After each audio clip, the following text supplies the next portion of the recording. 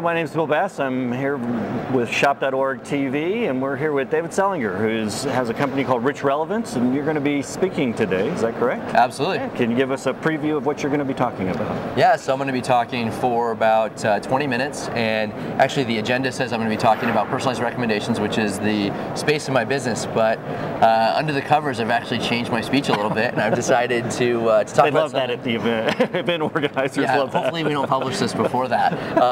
Yeah, I'm going to be talking about some of the lessons I've learned about e-commerce in general, specifically focusing on some of the ones around data that I learned at Amazon and Overstock. Right.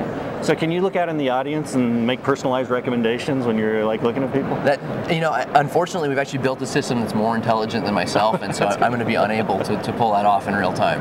So is that what Richrelevance does? It makes personalized product recommendations? Yeah, so Richrelevance is the next generation provider of product recommendations, and product recommendations are something that we're familiar with as shoppers and as retailers. You see them at Amazon in terms of very specific individual product recommendations that are personalized to an individual as they're moving through their shopping experience.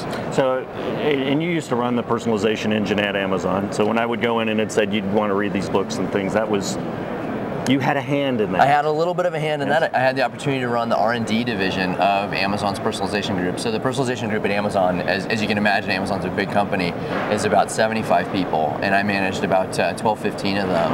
And we just ran the R&D side, which is effectively taking the technology that's already been built, taking the real estate, and finding new opportunities to either further optimize it, developing new algorithms, developing new systems. So if we say Amazon's like current generation and Richrelevance is next generation, what distinguishes your next generation product from what's out there right now in the current generation? That's the $1 million question, right? It costs $1 million to roll out your It costs a lot more than that to learn these lessons, right? So, in my career both at Amazon and at Overstock, I had the opportunity to be exposed to a lot of data and a lot of different challenges with regards to what happens when you make a product recommendation to a consumer. What's the response? How do you gauge the response? And the current generation of technology is all based on something called collaborative filtering. And collaborative filtering is a phenomenal way to make a guess as to what someone might be interested in. So if Amazon right now is kind of the state of the art with the current generation, and yours is next generation, how's Richrelevance? What's going to distinguish this next generation from the current generation? So the current generation technology is all based on a concept called collaborative filtering. And collaborative filtering is a fantastic way at making a guess at what might be relevant or what might be interesting to a shopper. It turns out, however, that collaborative filtering has a couple of fundamental problems. The most obvious of that being that if I'm not responding to a recommendation, and I think everyone's had this experience on Amazon where I'm being recommended something that's not quite right, and the system isn't able to adjust and able to accommodate the feedback that I'm giving to the system by saying, look, I'm actually not interested in that right now. What I need you to do is change the recommendations to something that suits my need. And that feedback loop we've solved with a type of technology that's called ensemble learning. And ensemble learning is a form of machine learning that's been around in academia for many years. But we believe, and as far as I know, this is the first commercial application of ensemble learning. Oh, that's interesting. And ensemble, is there, for those of us that were English majors, is there a simple way to describe ensemble learning?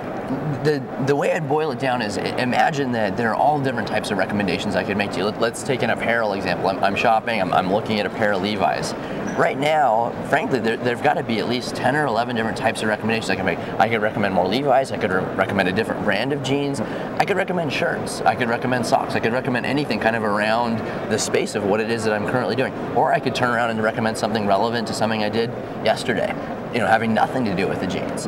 And so, if you can imagine, there's all these different types of recommendations, and collaborative filtering is great at coming up with maybe one or two of those types of recommendations, but it's terrible at saying, what else might I do? And so what we do in ensemble learning is it determines which of those types of recommendations are really relevant for a user at that particular juncture in their shopping history. Okay, so now we got an election coming up. We're right in the throes of this. Have you developed the thing I can go to a website and it'll say, here's the right vote for you? So you live in Silicon Valley, and you work in technology. And I hunt mooses. And you hunt mooses. So we'll throw in a little... So you should probably vote for Obama for president and Governor Palin for vice president.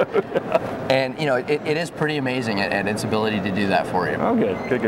Great.